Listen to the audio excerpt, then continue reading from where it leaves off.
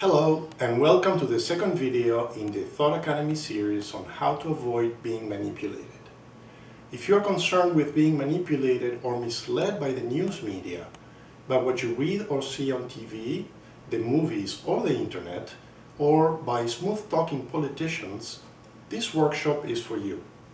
If you're not familiar with me or my work, my name is Gabriel Wilensky, and I am the founder of Thought Academy and the author of the book 6 Million Crucifixions.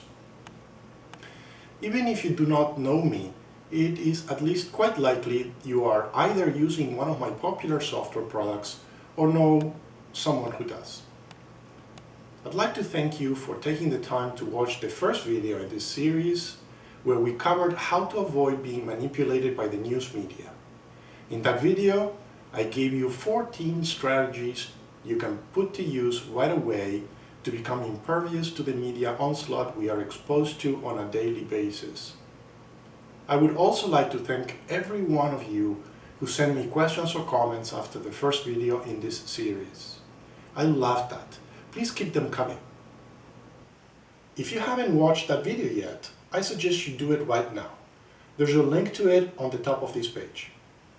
Then come back to this second video. Now, on this video, I'm going to be showing you how to carefully choose the ideas you take from the internet, the movies, television, and from advertising. There's a reason why you're watching this video. You may be aware that all of us can improve our thinking skills. We can all become better critical thinkers. Without this ability, we are merely unreflective thinkers. This is the natural state where most people are, even if they don't know or acknowledge it. Most people don't even know their thoughts are something that needs directing. When they think, they are largely unaware their thinking may cause problems. They are largely oblivious to what extent our natural thinking abilities are flawed and require active intervention.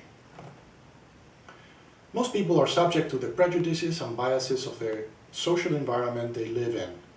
Most people effortlessly and automatically conform to the norms and beliefs of their social or ethnic environment. They naturally take on the group's identity and act as they are expected to act without ever questioning whether these things are the right things to do.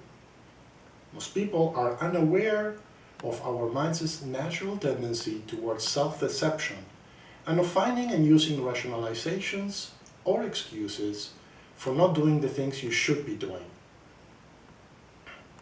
At Thought Academy, we are going to look at all these things and much more, and give you the tools and strategies you need to move up from a state of unreflective thinking to one of strong critical thinking. In this three-part video series, we are focusing on just one aspect of this much larger process, and that is on identifying and overcoming the manipulation you are subjected to from the news media, the movies, TV, the internet, advertising, and smooth-talking politicians. In my experience in the software industry, I had to confront many folks who were unreflective thinkers and had to work with them to help them understand the biases they had. I had to help members of my team make good, compelling arguments when making a business presentation or a case for a product or feature. I had to fight ingrained prejudices and assumptions that folks try to impose on the development process. As a result, we were able to release products that are used by dozens of millions of people worldwide. Also, doing the research and writing of my book 6 Million Crucifixions, I had to face and expose the consequences of relinquishing your thinking faculties. I examined what happens when unreflective thinkers submit to social prejudices and biases, when they allow their minds to be infected by superstition and religious social centrism, and when they conform to a national or religious agenda of the worst, most virulent, and ultimately genocidal type. How and why do people do these things? What are the mechanisms that lead good individuals to do bad things? Well, there are many aspects to these questions, but there are two key things to keep in mind here.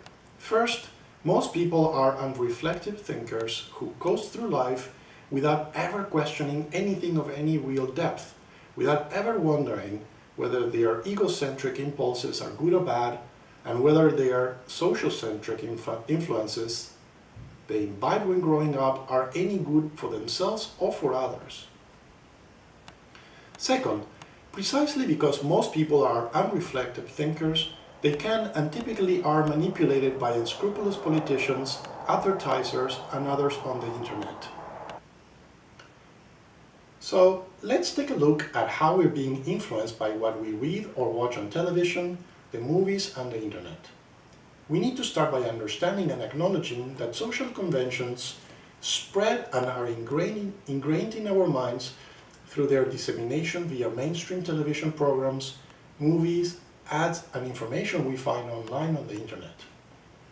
If you feel you are immune to this, if you feel you can and do maintain a high standard of objectivity and detachment from the influences of everything you read and watch, well, in that case, you are likely very naive, or you are subjecting yourself to a heavy dose of self-deception.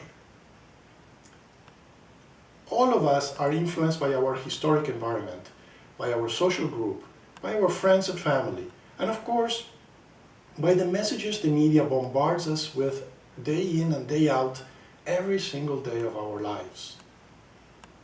You may feel television can be educational, and certainly a tiny fraction of it is. But most of what we watch on television is superficial material intended to amuse and entertain us, not to educate us. Almost none of it is intended to challenge our minds, our assumptions, or our ideas. No, most of what we are exposed to is intentional, subliminal messages seeking to manipulate or influence our minds. If you analyze the content of what you watch on ads, movies, or TV, you'll see that most of it is designed to attract us by feeding us with simplistic emotional beliefs designed to flatter our infantile minds, or by stimulating our primitive drives for sexual gratification or violent revenge, or both.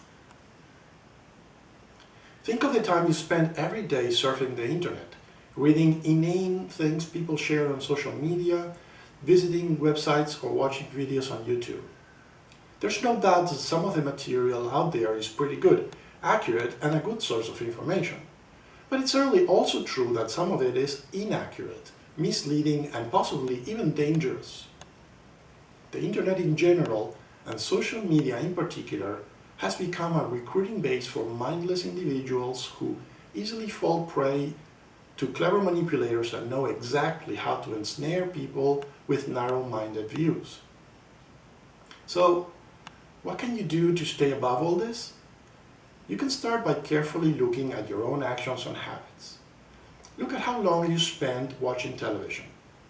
Think of the implications of watching this stuff every day. Think of how you might use that time instead.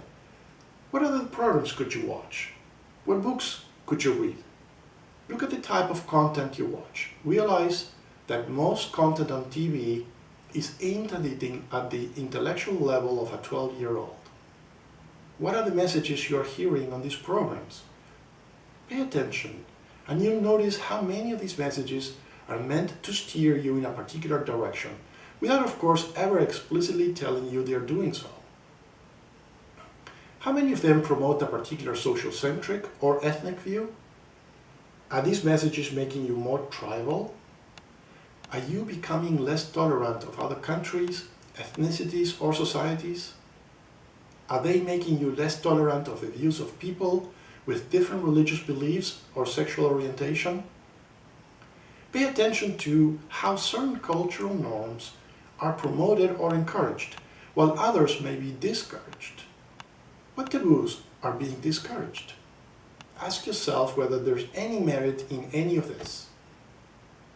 Take a look at the programs or media you consume and observe what types of behavior are being sensationalized by them. And what about violence? Are the shows you watch exposing you to violence? Try to estimate how many acts of violence you watch every day. How is this affecting you?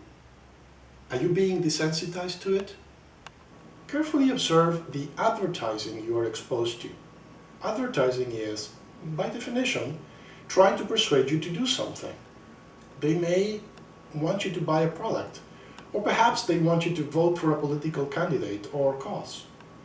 Think about how advertisers see you, the consumer. Pay attention to the ads you see. How are products pitched to you? Are they presenting you with an unbiased, objective view of the product? Or are the products always portrayed in the best possible light? There is no question the internet is one of the 20th century greatest inventions. It has democratized information in a way the ramifications of which we still haven't entirely grasped. I love the internet, but you must realize there's a dark side to it too. This is because there is no editorial standards that regulate it, and therefore it's like an informational Wild West where anything goes. Sure, the internet presence of established media outlets such as the New York Times or the BBC continue to have strong editorial guidelines that apply to their online editions as well. But this is not the case with many websites on the web. Look at the phenomenon of fake news. This means that when you browse a website, you must determine whether the source can be trusted. This is easier said than done, and most people are gullible, uncritical thinkers. Many websites are carefully crafted and can be very effective at deceiving you. Like in everything else, you must put your critical thinker hat on and pay close attention to things like the goals behind a website. You should determine whether the website has a one-sided agenda and see if the content they put out is distorted or skewed to fit within this view. Ask yourself how that content might be balanced by a different viewpoint or perspective. So, let me give you 8 different strategies for evaluating what you read or see on television shows, movies, ads, and internet websites, or making better decisions on how you consume that information. 1. Become more selective about which movies to watch. Try to avoid inane or superficial Hollywood films. Consider watching thoughtful, independent, or foreign films, such as one of my favorite movies of all time, the Italian film Cinema Paradiso. You may want to stay away from movies where the main character is a talking teddy bear, for example. Also, you may want to avoid movies that show a one-sided, strong, social-centric perspective that shows our country or ethnic group as the best to the detriment of all the others. 2. Start paying more attention to the portrayal of violence on the TV shows you watch. Not only would it be advisable to limit the amount of violence you are exposed to, but also pay special attention to those shows in which violence is glorified. See how violence may be portrayed as the best or sometimes only option against the bad guys. See how the shows may be trying to make you align with the quote, good guys or perhaps even the bad guys. See how they may be manipulating you into believing the violence the good guys are using against the bad guys may be justified and necessary to take revenge against the violence the bad guys had previously inflicted on the good guys. 3. Look for independent sources of information, whether online or independent TV or podcast channels that may provide an alternative viewpoint of the status quo. Consider that any source of information that is beholden to a sponsor or advertiser is likely to be biased in favor of their patron. 4. Pay attention at how rarely mass media portrays reasonable people doing reasonable things, and instead focuses on and sometimes even glorifies people acting irrationally. Notice how oftentimes the actions of these unreasonable or irrational people are portrayed as normal. Notice how few programs or movies glorify or even portray reasonable people working towards making the world a better, more reasonable place. 5. Notice how much time you spend watching television. Of that time, how much of it is it watching neutral, educational documentaries versus frivolous or social-centric content? Could you be spending that time cultivating your mind instead? Could you be reading books to help you develop your psyche? 6. Notice how much time you spend surfing the internet every day. What kind of sites do you spend time on? How are they influencing your views and opinions? Are these websites neutral? Do they have an agenda? Is the content true or reliable? Is it dangerous? 7. How susceptible are you to advertising? Do you buy branded products? Do you buy clothes with logos on them? Are you more likely to spend 5 times as much money for a branded pair of jeans over exactly the same product with a less famous label? Next time you watch a commercial of a beautiful couple in some great setting, having beers with other beautiful people, see if that makes you more or less likely to want to consume the beer they are promoting. 8. Pay attention to the use of sexually suggestive images in product advertising. Advertisers know that we tend to project our wishes and aspirations onto the characters on the screen, and we all want to look like that handsome guy or that beautiful woman. Notice how frequently advertisers use this device.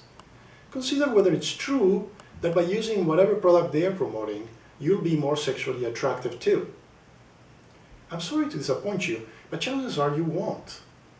Become immune to this sort of manipulation. So, there you have it. If you raise your awareness level when you consume information, put your critical thinking hat on, and you begin applying these 8 strategies consistently, you will notice a sharp decrease in the negative influence television, movies, ads, and internet websites may have on you. Now, after watching these videos, you may be thinking, how does any of this apply to me? I feel I am a pretty good thinker already.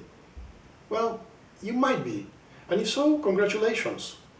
But if you're like most people, what you are referring to as being a good thinker is different from what I am referring to. Sure, you may say you are constantly thinking and you're doing it effectively. Every single minute of the day, you're thinking about what to do, how to do it, how to interpret the information you are presented with, how to parent your child, how to react to the things you were asked to do at work, and much more. At this very moment, you are likely thinking about whether what I'm saying makes sense. The problem is that human thinking is often flawed. We have evolved certain mental shortcuts that were helpful to survive and have offspring when we lived in the African savanna long ago. At that time, a quick application of one of those mental shortcuts may have represented the difference between living another day or being some animal's meal. But these mental shortcuts and other flaws in reasoning result in the pervasive existence of fallacies, prejudices, and biases in our thinking. These flaws in thinking lead us to war, conflict between peoples or members of the same family, frustration, and unnecessary pain and suffering. To improve life for you and everyone around you, you need to learn to overcome these mental shortcomings we are all born with. Being an unreflective thinker is a natural state for us, whereas becoming a critical thinker requires us to learn to think about our own thoughts. Critical thinking is not a natural state for our minds. We need to consciously work on it. You must not only discipline your thinking through an understanding of your own thought processes, but you must also practice that knowledge daily. You may also feel you are very smart, or you have 3 doctorate degrees and you don't need anyone telling you how to become a better thinker. But in this case, you would be confusing 2 very distinct concepts. First of all, intelligence and thinking skills are 2 different things. You may indeed have an IQ of 180 and still be a poor thinker. This is because thinking is a skill, something you learn and practice. Intelligence is something that may be innate in you, and perhaps through systematic practice you have developed more of it. But to give you an analogy, you may have the body of Arnold Schwarzenegger and still be a terrible wrestler. This is because muscle size or strength is to wrestling skills what intelligence is to thinking skills. Also, you may be very smart and have a PhD in astrophysics or anything else, and still be easily manipulated by a charismatic and possibly evil leader. for example. Just look at what happened to the most intellectually advanced nation in Europe in the 1930s, if you don't believe me. Or, you may feel you do not pay attention to the news media, hate politics and ignore what politicians say, and only read reputable sources of information, and so none of this matters to you. But even if you do not watch the news at all, you do not live in total isolation. You still, one way or another, hear what's going on. You talk to friends or colleagues. You see the headlines in the newspapers as you walk by the magazine stand. Your phone brings up news alerts. In this day and age, it's very hard to really stay away from all of this. And if you feel you are above being influenced by the content put out by the news media, TV, movies, or internet websites, well, think again. Almost all these sources are presenting a biased reality to its audience, while of course trying to persuade you they are neutral and unbiased. What you perceive of what's going on, if you watch uncritically, is a reflection of what they want you to know. It may or may not be a true reflection of what is really important, or may not be an objective and unbiased perception of reality. Our goal at Thought Academy is to provide you with information and tools you need to help you move from the position we all start at, that is, of unreflective thinkers, to one of strong critical thinking. So, what are your thoughts on all this? Please let me know in the comments section below or on the Thought Academy page on Facebook. If you found value in this video, please share it with your friends. I am sure you can think of at least 3 people you know of that consistently get bamboozled by what they read online, or they unthinkingly repeat what they learned in some movie or TV show. Send them the link to this video as they may benefit from it. It's always easier to get started on a path to enlightenment when you have a trusted friend guide you.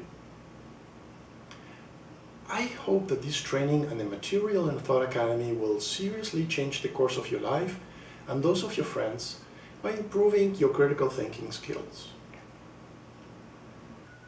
Now I want to tell you about the forthcoming third and last video in this training series. I think you will love this one. On this video, I am going to teach you how to avoid being deceived by smooth-talking politicians. I will teach you the things to look for in what politicians say and how they say it, and give you a number of strategies you will be able to apply right away to see through them. It's going to be really cool, and I think you're going to benefit from it. But right now, please scroll down and first of all, hit that like button. I would love to know what you think of the Thought Academy cause and this video in particular. I would greatly appreciate it if you left a comment below. Which of these videos was more applicable to you? What is each going to do for you? If we were to meet, let's say, 3 years from now, how will your life be different because of your transformation into a sophisticated critical thinker? Please scroll down and leave a comment for me right now. I will see you in the next video. Bye for now.